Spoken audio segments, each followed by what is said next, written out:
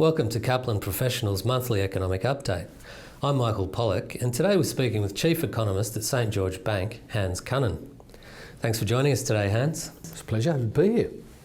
Firstly, looking at the Australian economy, Hans, we've just seen the biggest decline in quarterly GDP growth since the GFC. What can we attribute that to? Well, look, there are lots of parts that make up GDP, and normally of late, because of all the investment we've done in resources, net exports have been a positive contributor. This quarter, service imports were very strong. So exports did rise, but imports rose faster, so net exports were negative, and that was a detractor. Fairly soft private consumption, going to the shops, so that was weak, and dwellings was weak. So mostly net exports were negative, drove it to zero. We think there'll be a rebound the following quarter. Is it premature to begin using the R word? Obviously, we need 2 consecutive quarters of negative growth to have a technical recession. You can use the R word at any time you like, but things are ticking along reasonably well in aggregate in Australia. Yes, there are weak parts, there are strong parts, but I think we'll probably see a resurgence of private spending. Exports, again, because of the prices as well as the volumes, will add to our national income. So I'm not really expecting another negative because things aren't bad. They are chugging along. Just this quarter, we hit a pothole. So what's your interest rate outlook for the next year given the low growth figures? The low growth suggests to us that inflation will stay weak and probably won't actually get to the RBA's forecasts. So that really rules out rate hikes in 2017. Something quite amazing turnaround would have to happen.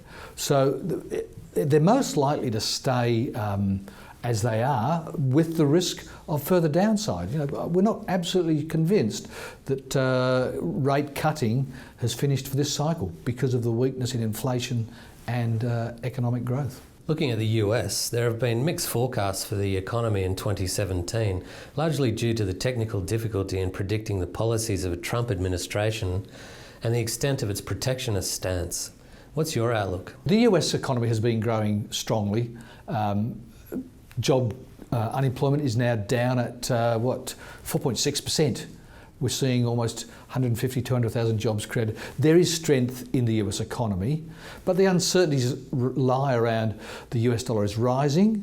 That doesn't really make them more competitive. And then there's the whole issue of the Trump infrastructure package. How quickly will it actually get going? So the fundamentals are okay. The US economy is growing. The question is whether the Trump agenda will actually make it grow faster. That's yet to be seen. With control of both houses of Congress, do you expect the Republicans to be able to implement the much-needed fiscal spending plan that Obama was unable to get through? Yes, there is going to be conflict because there are deficit hawks in Congress, in the Senate. They just don't want to see US debt grow. And the question is whether the infrastructure plan will actually lead to increases in debt. If they're going to cut taxes, that's going to lift debt unless income rises rapidly. So I think he will have a battle on his hands, just like Obama had his difficulties. It will probably be easier for a Republican to get some ideas through, but probably not the lot, because there is still that ongoing concern about the deficit. So the deficit hawks will push back against Trump. So it won't be bad for growth, but like most presidents, he will face opposition from the other side of Parliament. Turning to China, what are the likely results of a trade war between the US and China? I honestly think a trade war between China and the US would be disastrous for both parties. It is not a zero-sum game. You can benefit from globalisation and trade. Not all jobs are stolen by the Chinese. It's a matter of technology and costs. And the US is getting its productivity up and its costs down. That will help. What it does is add uncertainty to markets.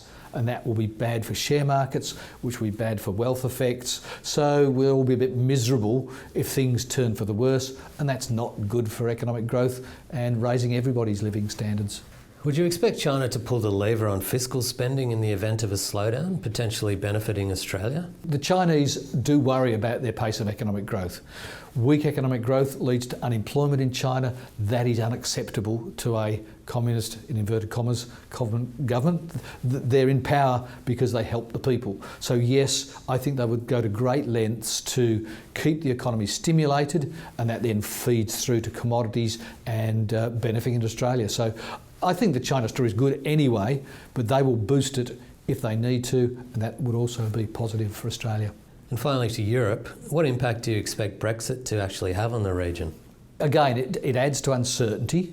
The Italians are now on the verge of thinking about having a referendum, depending on how elections pan out there, or whether they do in fact have an election. But the truth is commerce.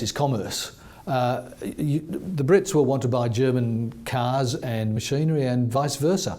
The UK is the primary place where people buy BMWs and Mercedes and other German stuff. So commerce will win out, but it will be slower. So it's going to be an agonising process, and the politics of it again may well unsettle markets. But the ECB is doing a sterling job at trying to pour oil on troubled waters, so to speak, and they're keeping monetary policy very loose, which, if they can ever get round to reforming the EU, will make it better in the long run. In the short term, it's going to be still more grind, deep debt, difficult reform, and the whole political process.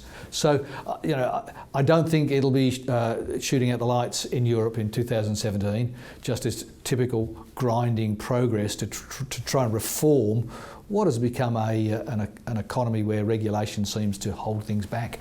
What effect do you expect the policies of the Trump administration to have on the European economy?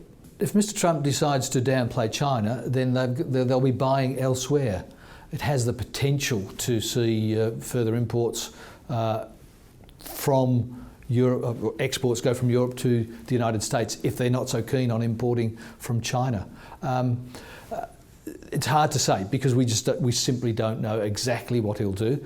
But at present, trade between the two works well. They don't have a specific trade agreement. They're not going to join the TPP, the new sort of global, if you like, trade agreement.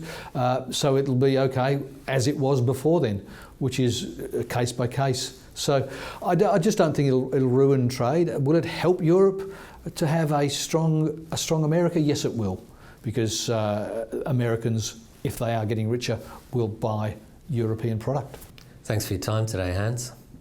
It was a pleasure being here.